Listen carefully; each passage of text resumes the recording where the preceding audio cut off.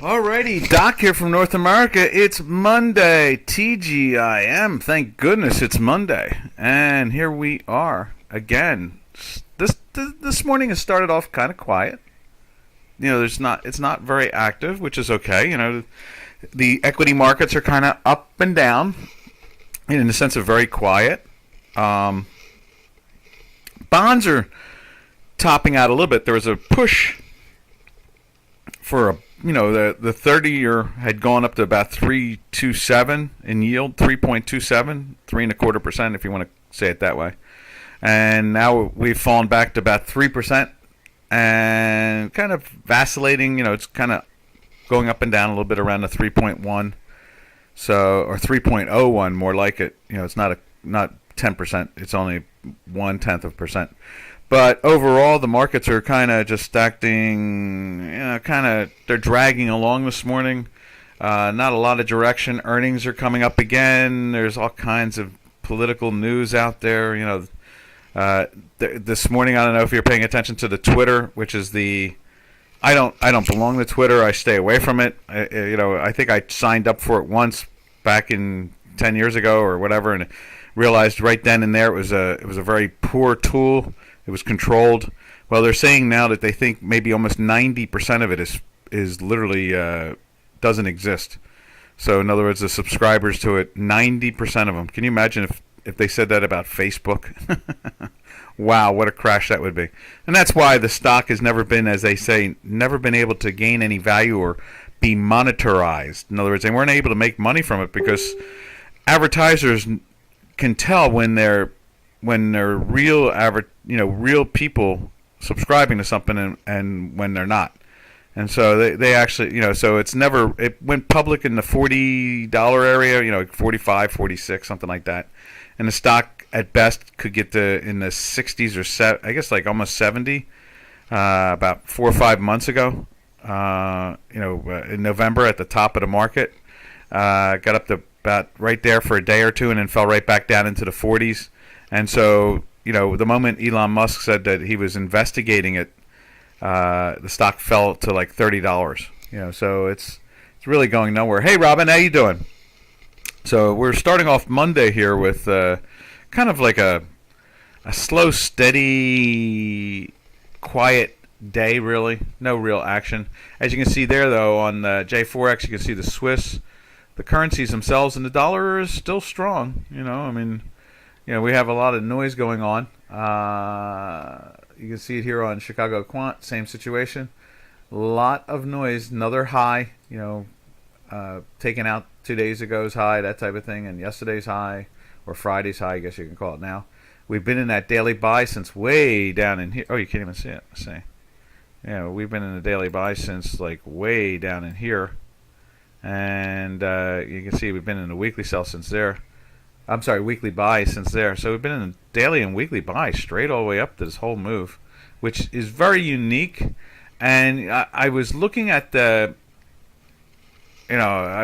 Chinese yuan because of they're really in financially poor shape, and a lot of people are confused by China in general. They think it's more valuable than what it is. I'm a price discoverer. That's what I do. I'm a data miner, and I can tell you this, and that is that the numbers don't fit. They just don't fit. Why? If someone's going to say that the second largest economy is China, then why don't they say tied with Europe? I mean, Europe is $21 billion. The European Union, $21 billion, all connected together. So physically, I don't understand that at all. Why it's being hidden all the time that the European Union is nothing and China seems to be the whole place. And so I just confused by that always. And end result is I was looking at the yuan because something else was going on with the currency. Someone had mentioned something, and here's the yuan here, and I was looking at it. I'm going to put it up on J4X because notice this is where the war started, right around in here, and it jumped like everybody else jumped. Just a little pop. And these numbers are really odd. 6.35 versus 6.4. Something's odd about those numbers. But anyway, in my head, I want to say that's 640. 640, yeah. or 604 won or something like that to the dollar, not 6 won to the dollar. But end result is that finally, somewhere's around in here, somebody, and it's kind of like those days with the Bank of Japan, where you would see like someone forgot, someone wasn't in the office, and they would forget, and someone would get fired a couple days later out of the Bank of Japan because they didn't move the currency or move the bonds the way they were supposed to. And you would hear like this undersecretary of this was removed because he had been on vacation and didn't leave anybody in charge of doing what he kept doing, and that type of story that we used to see years ago in the yen. But you can see here it took all the way until April, which is really odd. For April, someone had to wake up and go, wait a minute, you got to move the currency. You got to move it. So remember, this doesn't float. This currency is a fixed entity that is decided by the People's Bank of China. So it's not a floating currency. So someone had to wake up on April 18th and go, wait a minute, everybody else. Now let's go back and take a look at the yen. Maybe they started looking at the yen or something like that. But look at this. That's March 6th, right? There is March 31st. There's the 18th right there. This last big move here, where it's coming up into here. That's April 18th. And then you go and look at the Chinese yuan, and it's like, oh, there's the 18th there. It's like, what? That whole run was like, wham, take off. And the same thing when you go take a look at the Swiss, same situation. It's like, there's April 12th. I guess they must be paying attention to the Swiss more, because look at that. They realize, oh, geez, we should get going. So they take out that top here of the 15th. On the 18th, is it? Right there, yeah. So someone goes, hey, in whatever Chinese language you use, Cantonese or whatever. And the end result is they look at it and they go, oh, wait a minute, someone better turn on or raise the price. No one's, the currency doesn't float. So they take out the top there on the 18th of April. And so someone wakes up in the bank, the People's Bank in China and goes, oh, I think we got to make it look like it like our currency floats. And so all of a sudden, from the 18th on, it takes off and finally gets going. They finally woke up to the fact. So that's why I say watch the Japanese yen. It seems to be very sensitive, and I just told you about some of these guys that get fired. Lately, we haven't seen that. No one seems to have gotten fired for being on vacation. But we have seen over the decades, there are people, especially the last 15 years, somebody gets fired sometimes because they were on vacation and they didn't tell their replacement that they're supposed to do a certain thing to the bonds, or the currency or something like that. So, in this case here, they take out the high in the Swiss, and then someone wicks somebody up at the People's Bank of China and says, we got to move our currency up. This looks really foolish. And so it goes from 6.3 or 3.5, it goes to 6.885, over a 2-week period. I guess, in my head, I honestly see how it says like on J4X it says 6.50. I really think in many ways in my heart, my intellectual financial heart, my intellect, it's really like 6,000 won to the dollar. It must be. I mean, I just don't understand it. Since it's a fixed thing, 6.45, I'm thinking to myself, that might be like a comma, really, and it's really like 6,450 won to the dollar. And, it's so hard to value this thing because there's no data really to follow. I mean, they do put stuff out there, press release type stuff, but overall, it's not really there. So, anyway, I just thought I'd show you that. It just kind of says to me, someone got their act together and said, oh, we better fix that. And they did. They fixed it. Oh, my goodness. A lot of people are talking. Yo, Jordan, how you doing? What'd you think of that ramble of mine? What we got there? We got Bonrod, how you doing? And can we look at yen and 5 minutes? Sure, we'll take a look at yen right now. 5 minutes. Let's go there. It's a let's see, Joe Jen, I guess. Hey, Joe Jen, how you doing? So yeah, I let's take a look at that 5 minute yen. I was just, I just saw that this morning because someone what it was is that I can put it up there later, but the numbers came out in the in the China market about the $147 billion they borrowed back in 2020, and the numbers, they need to borrow more money again. So I saw the numbers this morning that they were looking for, and because they were having a credit crunch in China, and so it kind of, just kind of caught my eye. Next thing I know, we're looking at that. All right, let's go look at the 5 minute one. The yen. Sorry about that, not the won. The yen.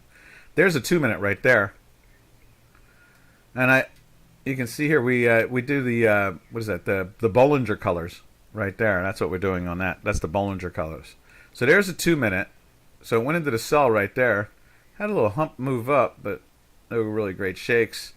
What is this? This is we're running a 3 and a 5. I guess we should be following the 5. Something like that. I guess right there. Let's do this. I'm not sure why we're running the 3. Maybe for the Bollingers. Just for interest then. I'm not sure.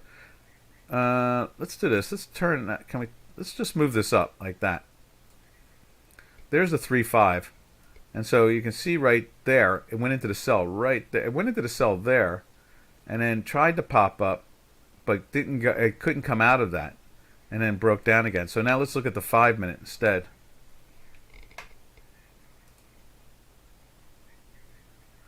And let's see, where are you? 5 minutes. There we are. And there's the 5 minute, and you can see there it went into the sell off of that one right there, and then broke down. Let's take a look at it on J4X too. Let's give you a 5 minute over there.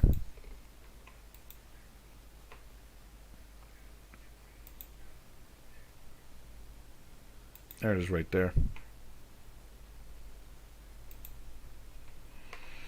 Doing the same thing, except for is it just as far back? I guess it is. Goes into the red with the green line below the dashed line there at 12:20. And what's that? What's that? 1, 2, 3, 4, 5 bars back. And I guess that's why I have that like that. Let me just widen that out.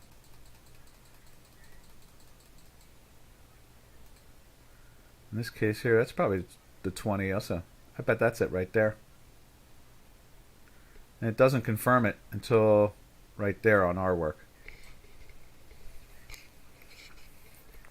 All right, how's that look, Jordan? Does that look pretty good? I would trust the 2 minute J4X more than anything else. I would be careful about a 5 minute, but I find more, the shorter time period using this combination works better on an intraday. Let's see what Jordan has to say about that.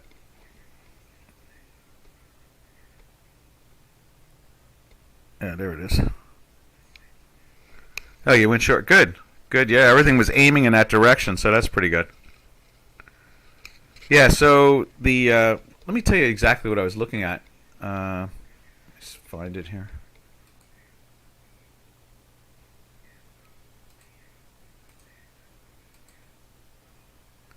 There it is. And that. And I was looking at. Let's see if I can find what I was looking at.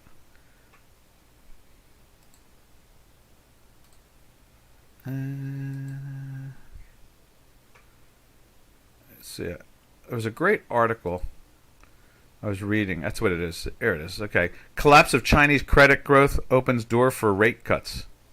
That's what that was this morning. And that's what caught my eye, was that particular fact. And then there were, let's see, 9 of the 14 economists surveyed by Bloomberg. Sometimes I don't know what to do with Bloomberg people. They're so bad. It says here that the biggest stimulus to the Chinese market right now is, besides the U.S., would be a turnaround in public health policy. Oh, okay. They're looking at the internals itself. Speaking of which, Beijing appears to have settled on a regular mass test. Okay. Boy, I'll tell you. But in the end result is that the Chinese market is really an enigma. It's really hard to trust or understand because the math doesn't make a lot of sense. Oh, Mike Smith. Hey, Mike Smith, how you doing? Let's see. You just want to watch? No problem. That's for Bonrod. You're fine. I am very into intraday stop and reverse lately. Is there something you could share on the topic? Indicators and strategies. Okay. All right. Take a look at this J4X. The way we have it up there on the screen right now. What we're using is let me show you the internals for this just to help you to start off with. So, let's see what we can do here. There it is. This indicator, the green line one, is the green is the fast stochastic, and we're following. What is it? I think we're showing you the K. Output. Yeah, that's it. We're just showing you the K. You're not seeing. I'm sorry, the D. We're showing you the D. We're not showing you the K. So all you're following is the K in a 3 width. Okay. Then the dashed line, which we consider the zero line in essence, we're following the D there on the slow moving stochastic. There are 2 different stochastics and using a 3 width again.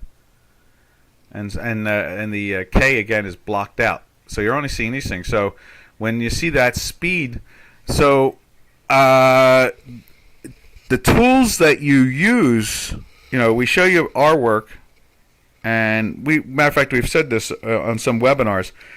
Intraday tools should match up to daily and weekly and more long term. When you're trying to put together an intraday trading system, let's see, was it intraday? Yeah, you did say that, intraday. And so, when we talk about good money management, good responsibility of, in other words, not letting your profits disappear, take some profits, that type of thing, and have a stop for the rest. We're big fans of options, not to scare everybody this morning right off the bat, but, the call and the put, I won't say that out loud again. I don't want to freak out some people. But we do, we think that binaries are good, in other words, because it's like buying a call and selling a call, or buying a put and selling a put. And so, you don't even have to do the execution. It gets to that point, boom, done, over. They're the money management styles. If you're trading the underlying product itself, stops and discipline and consistency are really important. And like I said, we follow Hinky-Ashke bars, which are kind of a delay, but they're better than anything in the public domain when it comes to technical tools. And combined together with the slow and fast stochastic, again, when you put those 2 together, they're way better than a MACD or a moving average. So that might help you out a little bit. That's our opinion. We use that when we look at the here's our work right here. This is the Chicago Quant. Okay, same 5-minute thing going on there. And so you can see our accuracy rate on our math is 8.5 out of 10. That's the low end of the range. You can get a little bit higher at times, 9 out of 10, that type of thing. And so and we use that dashed line as this zero line. And we use the green line like we use our green line. When it breaks through it, you want to be, in this case here, you can see, you want to be sell side or short, and vice versa. When it breaks through it, you want to be long, combined with these green Hinky-Ashkes, that type of thing. And so the most up-to-date time, system collecting data, so forth and so on, that's the way to do it. We're not a big fan of MACD. I find it to be a lagging indicator compared to using 2 separate stochastics on the D. A fast D and a slow D, but they're separate. They're 2 different stochastics, same numbers. What else can we say to you about that? But you can see we can get J4X to match up about 68, 69, 67% of the time to our math. which is pretty good since it's a public indicator on the J4X. So, and that's I hope that helped. And any other question you have about it, just ask. If you want to try to narrow the question more. Hello, Clara. Is it Clara? Just checking here. Clara? I think we got it there. Yeah, Clara. So, good morning to you. Oh, good go, Bo. I do, Bo. I try. So, good morning, good afternoon, good evening to you. So, Michael Smith, I hope that answered your question. Smiths, like in the English. Smiths? Mike Smiths? Smythe, maybe? And that's the game to play, basically. You follow the J4X combination. We call it the Manhattan indicators, because it's basically taken from the nuclear scientists that were doing the computerization for Oppenheimer back in 1941 and 42 and so forth, out at Stony Brook. So we call it the Manhattan indicators. So, and Jordan, is that all good for you now or what? And we'll go from there. So, and what we do is what we do around here, traders, is that we look at a combination of different currencies. But anybody who wants to see something like the way Jordan wanted to see the 5-minute, we just go right to it, and then we jump into that from there. And as far as I'm concerned, if we don't finish the sequence, I don't really care. Because if I'm answering questions and helping traders, that's a better thing. It makes me happy. I like talking about the markets. You never know when you learn. No problem, Michael. And if you want to narrow that question, you're welcome to narrow it. As we say around here, it's cheaper by the dozen. So you did one question, you got 11 more. And let's go back to the daily. And let me just re-emphasize that one more time. And we did that a couple weeks ago, too, in a webinar. And that is that if you're going to work on an intraday system, if it doesn't match up to the daily and weekly system with the same level of accuracy, then you need to go back to the drawing board. They have to match up. GBP dollar daily chart. Yeah, we're heading that way anyway, so that's good. From there, there's the cable.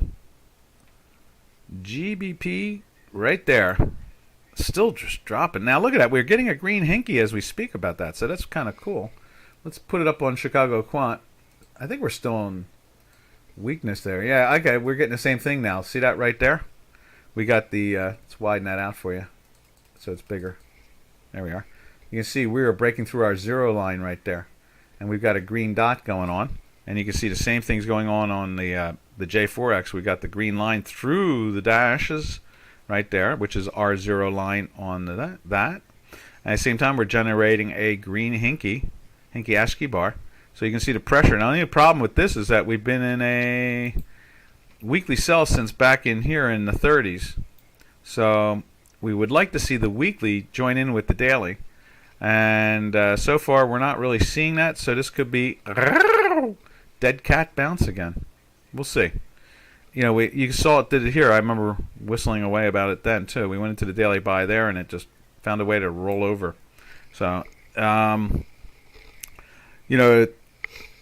this inflation situation, the interest rates, just a lot of noise that really does influence things. We've seen, that massive move in every currency. I was looking at, we followed the NASCAT. I think it's 24 days in a sell now. That's just a daily sell. So let me just take a look at that one. I mean, there's a couple of them out there. Matter of fact, I thought I saw something else. There it is right there. Yeah, it's been in a massive daily sell since, from here. It's been in that long run. It's been in a weekly sell from there. That pressure's on.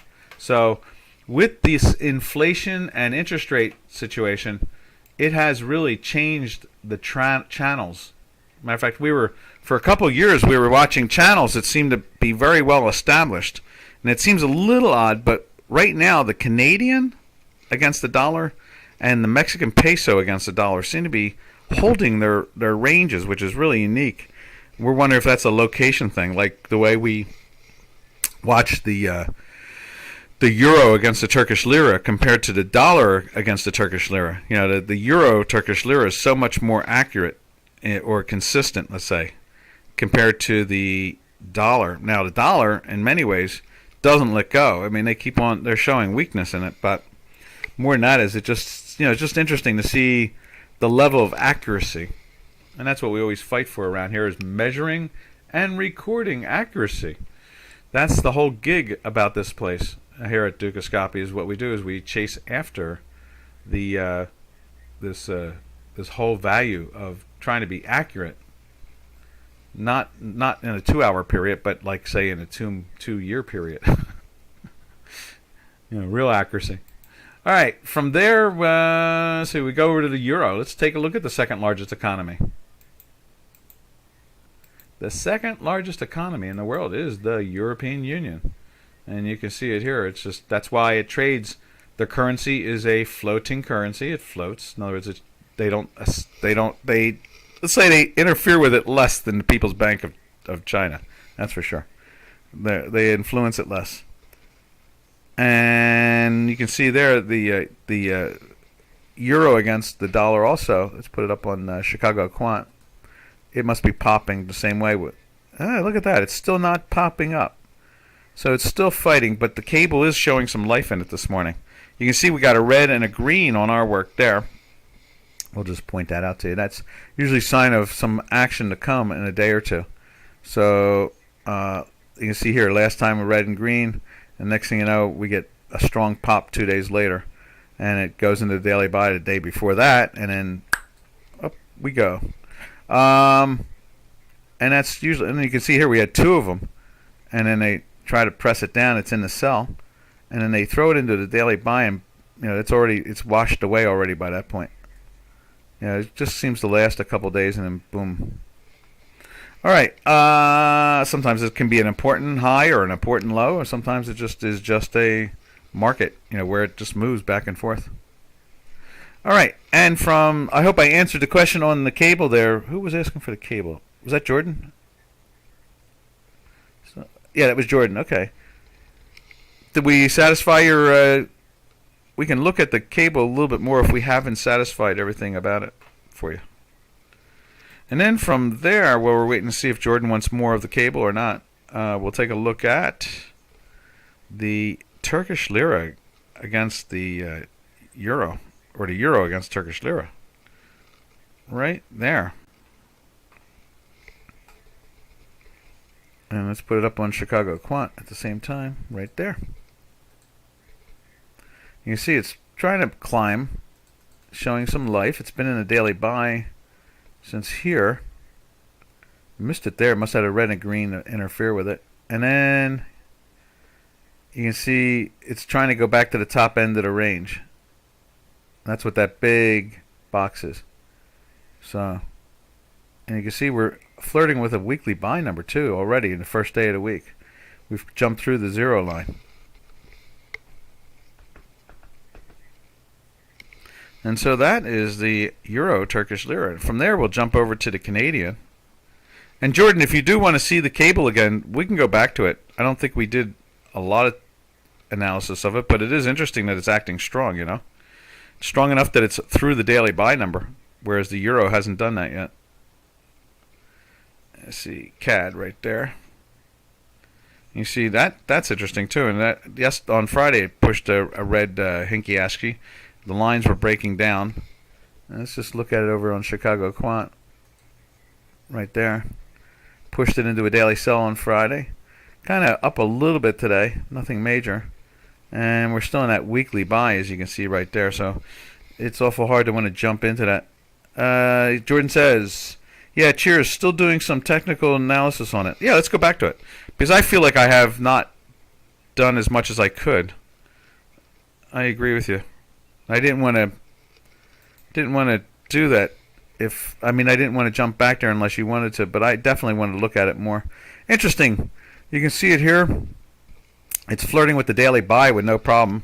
The weekly is turning up. We've got the what I call the echo. That's the, you see this indicator right here down at the bottom. Let's see if I can light this up.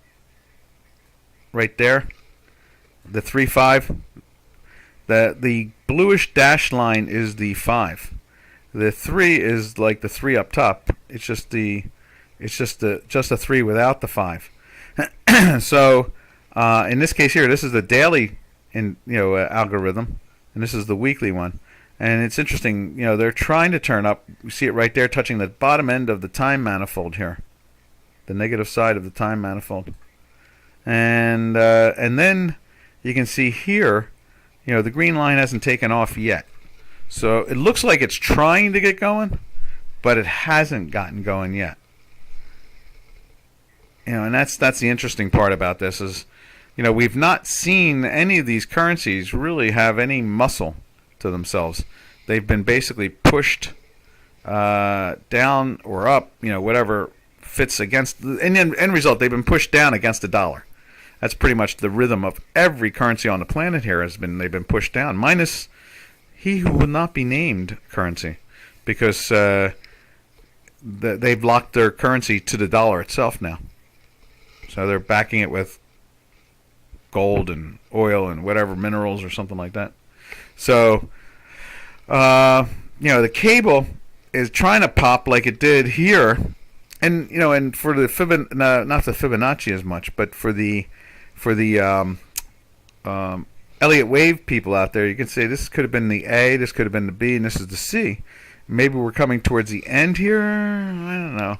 I'm not too comfortable with the way inflation is. I'm not too comfortable with the way interest rates are. And we're heading into a second quarter of recession possibly.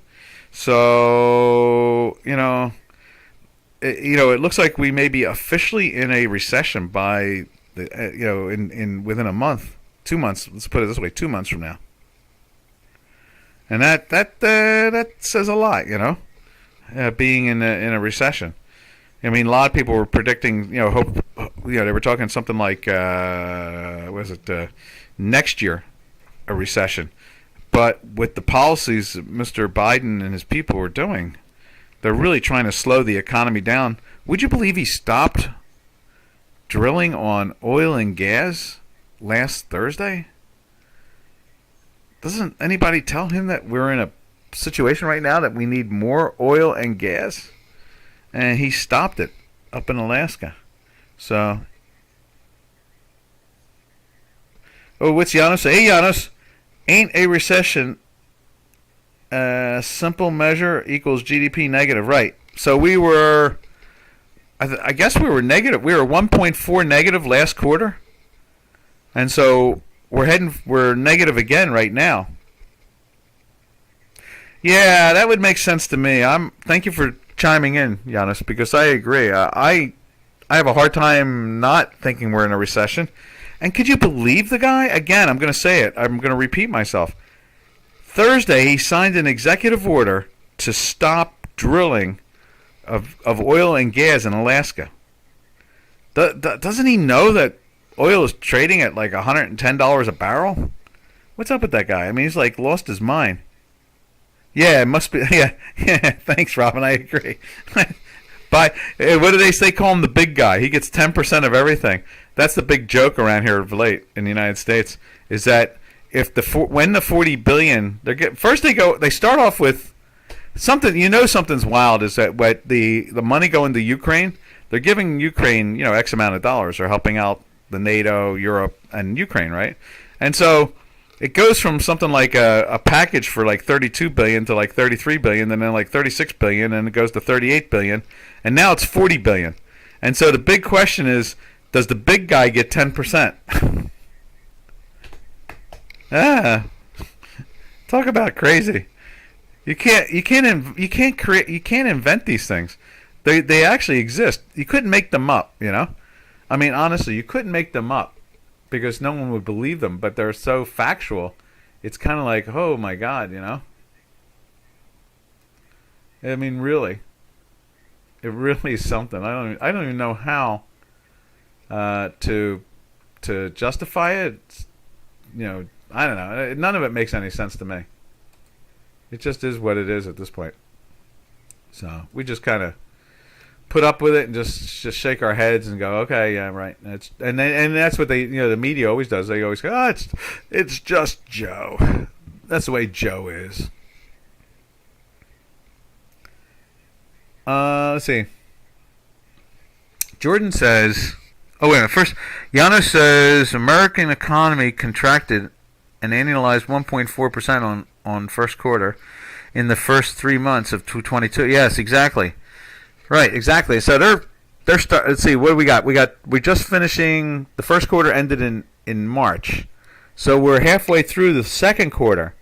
So the end of June is the second quarter, and right now the numbers are underneath again. And he keeps on if he'd only just start drilling oil and gas, that would perk the economy up. And then he's trying to slow this thing down. And was thinking ending, let's see, so Jordan says, was thinking at a ending contracting diagonal for GBP, but see how it goes. Let's see. Oh, okay, you're talking about an option strategy. You want to do a diagonal, like a time one. Maybe sell the back month and buy the front month. I know it's a higher volatility, but it depends on the volatility of the back month on the options. That's what you're talking about, a diagonal, right? Usually a diagonal is referred to as a time difference.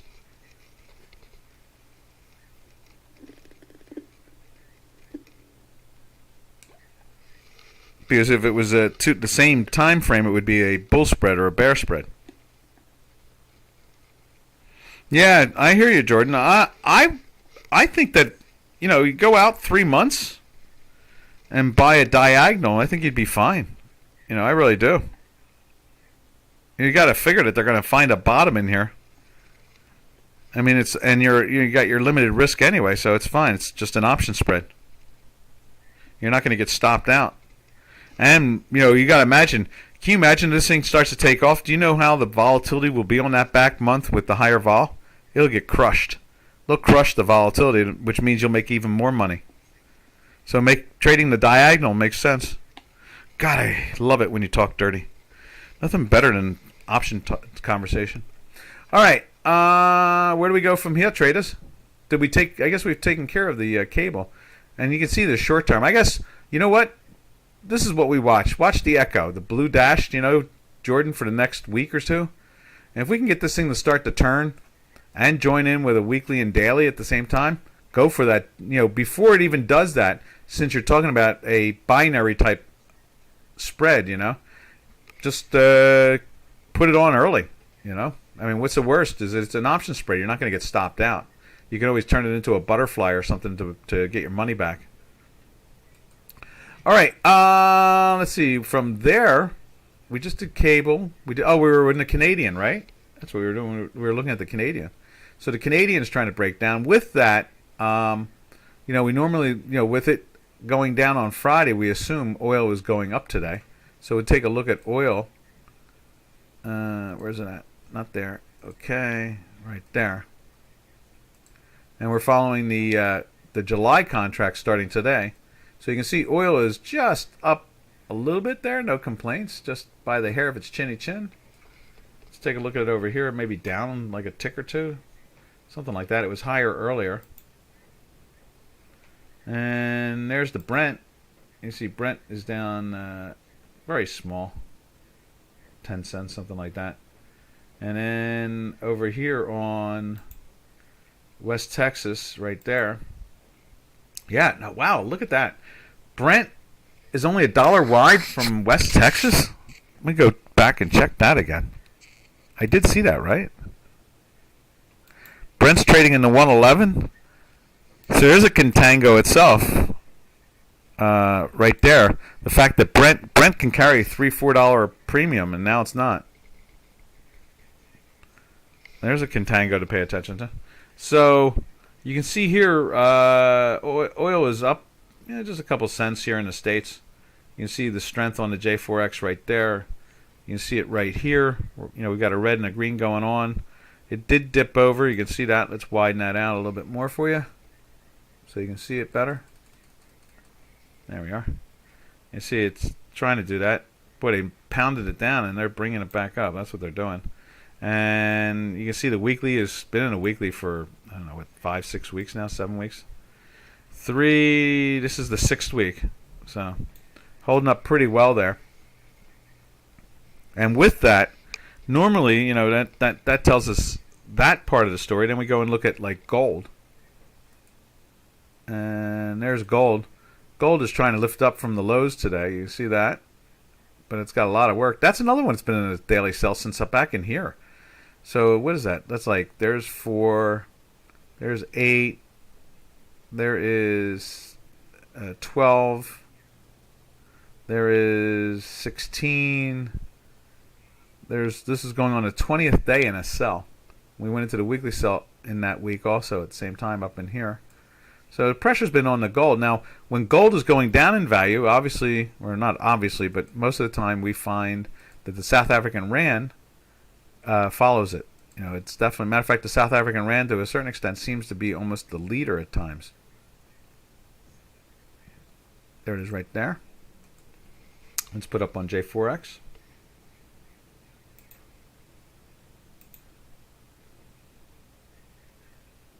Right there. You can see it's up for the day, the Rand. You know, it's losing against the dollar, in other words. And we're in a weekly buy for going on a 5th week. So there's pressure on the South African Rand, meaning that you can see it's come from the 14.5. Now we're at the battling the 16.25. So it's at the upper end of the range, the South African Rand. Obviously, there's pressure on the metals market. Again, I mumble things like, I can't believe that they took out the 24.55 in silver. Now silver's was down to like 20 and change today. I'm sure it's a 21 and change. Let's just take a quick look at that. You know what? Better yet, we'll leave it. We'll go back to the currency like that, and let's just look at it on J4X. Right there. Wow, smack-a-doodle-doodle. 21.27s are offered in the silver. Again, I am amazed. You know, I think one of our headlines last week in one of the webinars was inflation tools. QE has influence, or something about QE influencing inflation tools. So in other words, inflation's going up and away, and they're selling gold and silver. What's wrong with that picture, huh?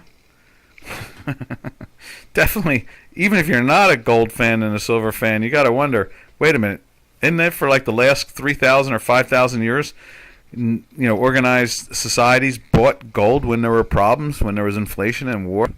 Here we have the Russian Federation threatening nuclear war, and there's a war going on in the center of Europe, and you know, I mean, you can't make these things up. They're really happening.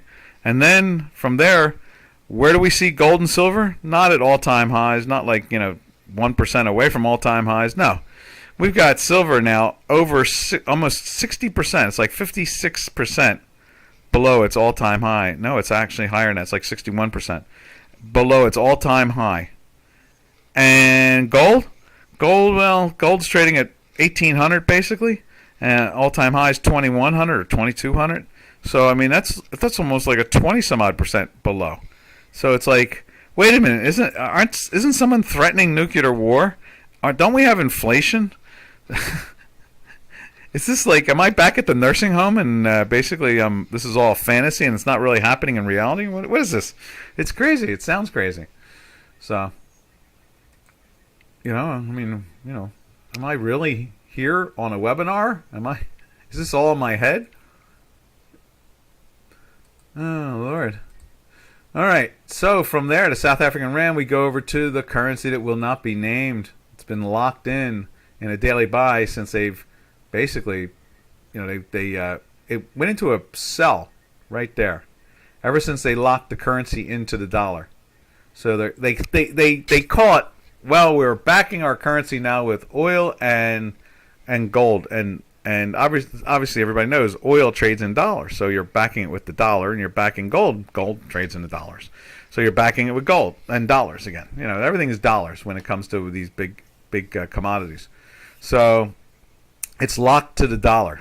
But the Russian Federation is not going to run around saying, we've locked. And it's like Don Rickles, the old comedian. It's like, we've locked our currency to the dollar. It can't go anywhere without the dollar. All right. From there, we go over to the yen, which we saw already. And it's, it's kind of wild, steady action. Thank goodness. And let's see. Go to J4X. And let's say after that is the Mexican peso. So let's just check out the Mexican peso. Right there. And you can see the peso. Where is that? Right. It's right here somewhere. Did I put it down lower? There it is. And you can see here the peso is down at the bottom end of the range. You can see this is the range right here. The black. We Fibonacci the top. Whoop. Let's try to do this. We'll move this over so you can see it better. There we are. So this has been going on for a couple years, this range. And, we've widened the range a little bit to adjust for Mr. Biden. It seems like ever since he got in office, the range has really shifted. It was tighter range and a healthier range for Mexico with Mr. Trump, but it's gotten a little bit different with Mr. Biden. But not that bad. And you can see here we're going down to the bottom end of the Fibonacci of the range that we've been following. So we Fibonacci'd the range itself and watch it. That's what we do with a lot of these products. We watch the range and see how they trade inside the range, and then use our math to look at it. And you can use the J4X when we see it hit the bottom end of the range, and then normally, it was working fine up until this explosion in inflation and the recession starting, and the first quarter being a minus, right, and the war. Can you put anything more on top of this poor camel? How many more packs of bundles of straw can we put on this back of a camel? Obviously, nuclear war in Central Europe, inflation, recession. You would think that the Dow would be down 50%, but not in the quantitative easing world. Someone asked me this morning. One of the traders has been trading for almost 60 years. Yes, at least 55 years.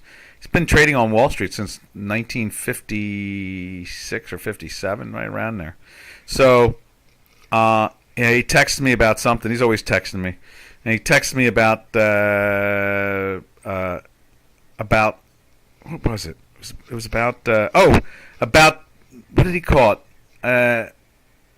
Money managers call it mid-cycle. That's what it is, because he's very much since he started off on Wall Street. And I met him at the options exchange decades ago. And, he was chairman of the exchange, so that's an easy way to end up meeting him because he's chairman. But the end result is that, so he said to me, the money managers are moving money, and they're basically thinking of this as a mid-cycle situation. And I said, oh, okay, yeah. So in other words, and I said to him, well, with mid-cycle meaning that they know now that they're 50% through the lows at this point. That's what they have in the hedge fund, mutual fund, public fund running money type thing. They have very gentlemanly words, like when something's being sold off, they don't call it crashing. They might say it's leaky like a boat. Yeah, reminds me of John Wayne and the doily on the lap. But anyway, that's another story altogether. Anyway, the end result is that they always have these very unique ways because they're talking to other million and billionaires. And so when you have millionaire and billionaires conversations, those conversations are very genteel in many ways. They like to discuss things very quietly and consistently and with a very what's the word I'm looking for? Not freaky, like, this is a crashing market. They don't do that. They don't scream and yell. They talk about, like, when something's selling off, it's leaky, like a little rowboat with water leaking in it, that type of thing. So it's always fun. So he says, we're having the mid-cycle. It's a mid-cycle situation. That's what he said to me. And so, what do you think about the mid-cycle? I was like, yeah, it reminds me of the 1950s, with very healthy stock market under Eisenhower, blah blah. I mean, anyhow, that. I think they would refer to this as getting deep in the weeds, having a conversation about the way millionaires and billionaires talk, and about the markets. They have very genteel ways of discussing it. All right, so where were we at? Oh yeah, so we're looking at basically, the markets are, they're in the middle at this point. And so I forget what drove me to think about that, but I guess the conversation here with the Mexican peso and the Canadian are staying inside their ranges compared to, say, the cable. Let me throw the cable up there, or the euro. Here's the euro alone. I mean, there's the bottom end of that range. That range was around a long time, for a bunch of years. Okay, it followed the range, bounced off the range, came back down to the range. We don't have charts here going back further. I should put them back further, but you'd see it playing with the ranges. But you can see it's dropped dramatically through it. And then the same thing over on cable has done the same exact thing. It's broken the range. There's the bottom end of the range right there. And so you can see it doing the same thing. And a lot of these things, Swiss did the same thing, so forth. But not the Mexican peso and the Canadian. They seem to be staying inside their ranges, which is kind of interesting. It's like a location thing. Oh, what's Yana says, I saw a chart that was supposedly from Credit Suisse. They had called the 220 March COVID crash as a cyclical decline. Yes. Boy, I'll tell you, exactly. That when you get into a room with millionaires and billionaires, you're going to hear some of the most soft-spoken descriptions that are very genteel. Very easy. There was a movie once called Donovan's Reef. It was a World War II movie. It was after World War II. John Wayne, Jack Ward, Lee Marvin. Anyway, end result is that John Wayne had married. He was supposedly from Massachusetts or Boston. Yeah, Boston. And so he had married this wealthy woman. And no, not John Wayne. I'm sorry, not John Wayne. Jack Ward, he was a doctor. So they were on a ship during the war, got hit by a torpedo, ended up on this island, and the doctor, was hidden out for 6 months or 2 years fighting the Japanese and doing medicine for the locals, that type of thing. Anyway, end result is he marries somebody there because he was already divorced from his wife in Boston. And end result is that he used to say, I didn't want to sit there with these bankers because they were bankers and finance people of that era. He said, with a doily on my lap, drinking tea in the afternoon. And that's exactly it. Janos confirms it very easily. When you're in the room with millionaires and billionaires, they will talk about these things as really soft, gentle words. They don't talk about them as, harsh. They don't like harsh. They want soft and easy. That's what they want. So anyway, that's where we are. And so my friend sends a text and says about the mid-cycle. So he's considering this the mid-cycle at this point. So, yeah. No, the markets are getting whacked. That's the better way of describing it. They're getting whacked. They're getting hit with a stick. So cycle decline, yes. Let me see. Where are we at now? Trying to think. Oh, all right. So that is we were talking about the ranges. That's how far we are out of the ranges, which says basically, yes, it's a mid, or as Janos says, a cycle decline. That's what we're seeing right there. That's a cycle decline after a couple of years. Where my friend texted me this morning, it was a mid-cycle. He called it a mid-cycle decline. Yeah, exactly. All right, where are we at from there? We got a few more minutes. So let's go over and take a look at the energy complex overall. And there is... look at the metal complex. We'll go with metals. So here is... We saw gold. There's gold, doing the same thing, moving down. Yeah, no war, no inflation, nothing going on there, right? Nothing going on there. Look, it's going down after what? The January lows. they're going after January lows now. Talk about the quantitative easing changing the complexion of the market and its concerns. See, we can speak millionaire, billionaire. From there, let's take a look at copper. We saw silver. Let's look at silver again. There's silver. I'll put it up on Chicago Quant too at the same time. Right there. Yeah, see, silver's trying to bounce up a little bit. You can see it's red-green right there. And we're getting, across the zero line. But the weekly is still pressed down. It seems very leaky to me. Okay. Then from there, let's take a look at copper.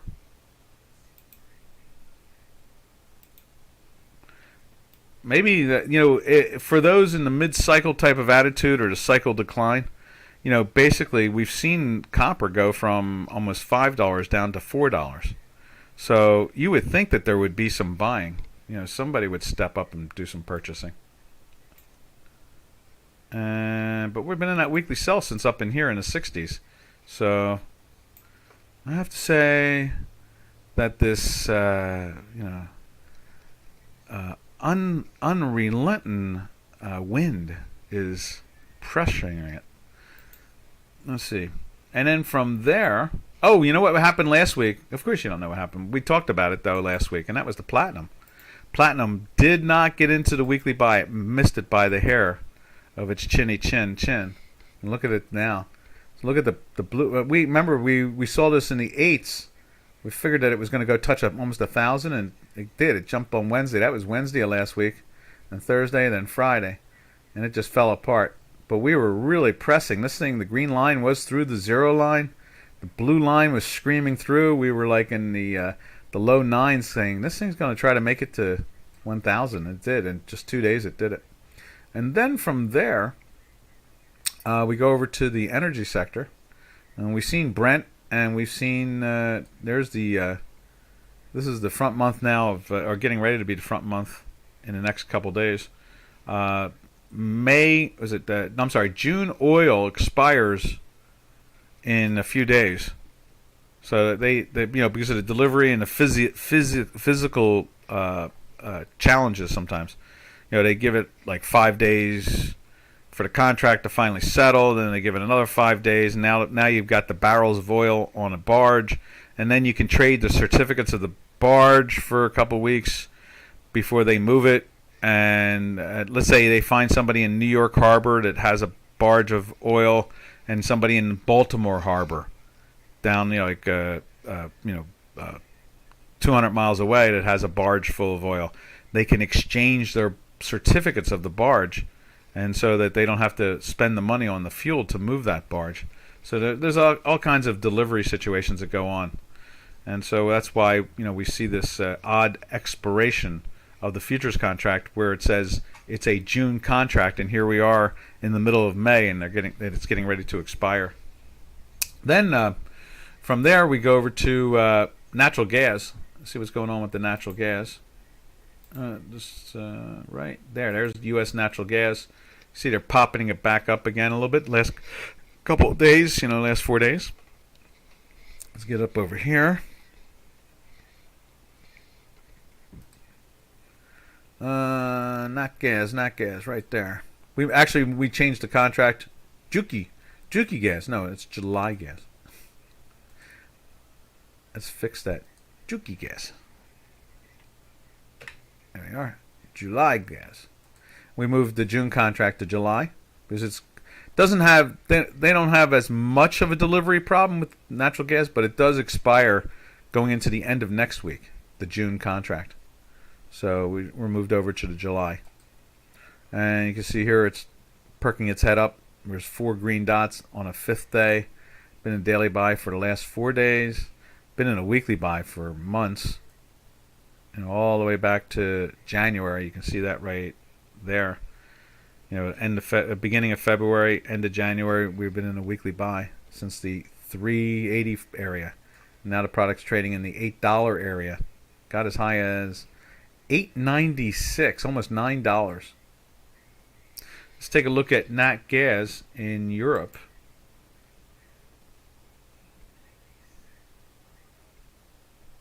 And there's the nat gas there on J4X. It's in the 26s, so they are backing it off, which is interesting in its own right, just that. All right, traders, we're out of here. This is Doc from North America. We will see you all tomorrow, same time, same channel. Happy trails to you until we meet again. Happy trails to you, to all our trading friends. Later, traders. Have a safe and smart trading day.